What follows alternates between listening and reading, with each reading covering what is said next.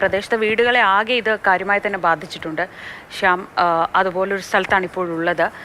ശ്യാം, എത്രത്തോളം ഈ വീട്ടിൽ കേടുപാടുകൾ ഉണ്ടായിട്ടുണ്ട്? എങ്ങനെയാണ് ആ വീട്ടുകാർ ആ സമയത്ത് ഓർത്തെടുക്കുന്നത്?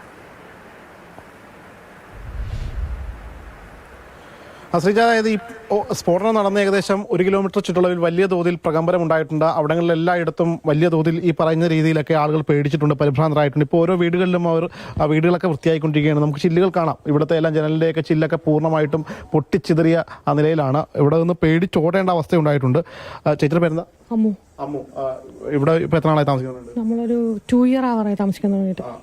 ഇന്നലെ ഈ സ്ഫോടനം നടക്കുമ്പോഴുണ്ടായിരുന്നു. നമ്മളിവിടെ ഉണ്ടായിരുന്നു. എന്താ ആദ്യം നമ്മളെ എന്തുട്ടാ, ഞാൻ ഫസ്റ്റ് ഞങ്ങളുടെ വണ്ടി പൊട്ടിയതാണെന്നാണ് വിചാരിച്ചത്. ഞങ്ങൾക്ക് ഇലക്ട്രിക് വണ്ടിയുണ്ട്. പിന്നെ നമ്മൾ ബെഡിൽ കിടക്കുമായിരുന്നു. അപ്പം മോളുടെ മേത്തേക്കും എൻ്റെ മേത്തേക്കും ഒക്കെ ചില്ല് ചാടി. പിന്നെ ഈ സൗണ്ട് കേട്ടപ്പോഴാണ് ഞാൻ പെട്ടെന്ന് വെടിക്കെട്ട് പേരുടെ കാര്യം വെച്ച് ഞങ്ങള് മോളെ മക്കൾ രണ്ടുപേരും ഉണ്ടായിരുന്നു, ഹസ്ബൻഡും ഞാനും ഉണ്ടായിരുന്നു. നമ്മളിവിടെ ഹാളിലേക്ക് ഇറങ്ങിയപ്പോൾ ചോര കണ്ടു. ഫസ്റ്റ് നമുക്ക് ഇവിടെ നിന്ന് മനസ്സിലാവുള്ളൂ. അപ്പം ചെറിയ മോള് പറഞ്ഞു എൻ്റെ കാലിൽ നിന്ന് മമ്മി എന്ന് പറഞ്ഞു. അപ്പൊ അവളുടെ കാലിന്റെ തൊടയുടെ അവിടെ ആയിട്ട് പൊട്ടിയിട്ടുണ്ടായിരുന്നു. ചില്ലുകൊണ്ട്, ജനലിന്റെ ചില്ലുകൊണ്ട് വീണതാണ്. അപ്പൊ ഞാനിവിടെ മെഡിക്കൽ കോളേജിൽ കോൺട്രാക്ട് സ്റ്റാഫ് നഴ്സായിട്ട് വർക്ക് ചെയ്യുക, CTS ഡിപ്പാർട്ട്മെന്റിൽ.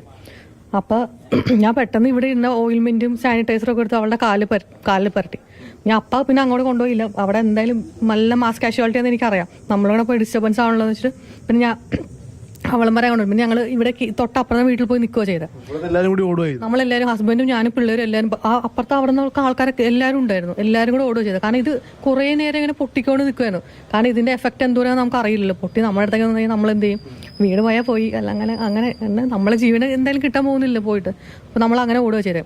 അത് കഴിഞ്ഞ് ഒരു 7 o'clock ഞങ്ങളൊരു 6 മണി 6:30 ആയിരുന്നു തിരിച്ച് വീട്ടിലേക്ക് വരുമ്പോൾ. അപ്പൊ എന്റെ പപ്പയും അമ്മയൊക്കെ അവിടെ നിന്ന് പുന്നമ്പറമ്പിന് സൗണ്ട് കേട്ട് എന്താന്ന് അറിയാൻ വേണ്ടി അവരൊക്കെ വന്നിട്ടുണ്ടായിരുന്നു.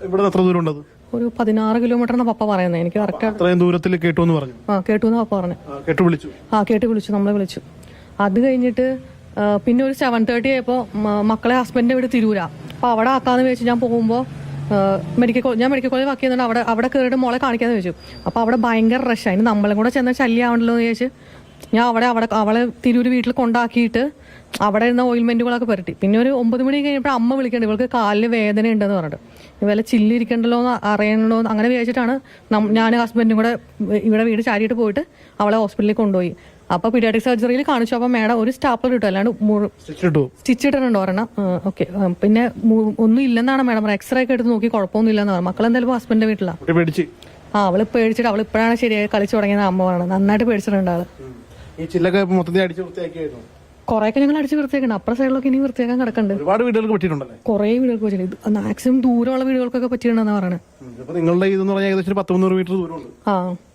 അങ്ങ് വെളപ്പായ എന്ന് പറഞ്ഞ സ്ഥലം എന്ന് വെച്ചാൽ മെഡിക്കൽ കോളേജ് കഴിഞ്ഞിട്ടാ കണ്ട.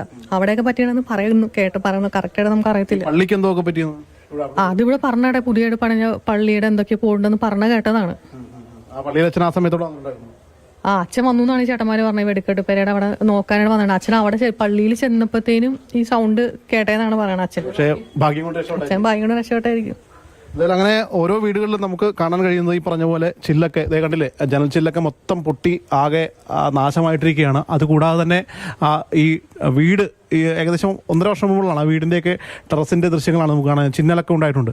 അപ്പോൾ അത്രയും വലിയ പ്രകമ്പനം തന്നെയാണ് ഈ പ്രദേശങ്ങളിൽ ഇവിടങ്ങളിൽ മൊത്തം ഉണ്ടായത്. ആദ്യഘട്ടത്തിൽ ഒരുപക്ഷെ ഈ ഇരിക്കുന്ന ഇലക്ട്രിക് സ്കൂട്ടർ പൊട്ടിയതാണ് എന്നാണ് ആ ചേച്ചി വിചാരിച്ചത്. പക്ഷേ അതല്ല. പിന്നീട് പുറത്തേക്ക് ഇറങ്ങുമ്പോൾ കൂടുതൽ ആൾക്കാരൊക്കെ ഇറങ്ങി വരുന്നതാണ്ടപ്പോഴത്തേക്കും ചേച്ചിക്കും കാര്യം മനസ്സിലായി. ഇത് തൊട്ടപ്പുറത്തൊരു വെടിമരുന്ന് ശാല ഉണ്ട്, അവിടെയാണ് ഈ പ്രകമ്പനം ഉണ്ടായത് എന്ന്. അങ്ങനെ ഇവരെല്ലാവരും അങ്ങനെ ഓടുകയായിരുന്നു. ഓരോ വീടുകളിലും ചെല്ലുമ്പോൾ ഈ ദയനീയമായിട്ടുള്ള അവരുടെ വാക്കുകളും കാര്യങ്ങളും ഒക്കെയാണ് ശ്രീജ നമുക്ക് പങ്കുവെക്കാൻ കഴിയുന്നത്.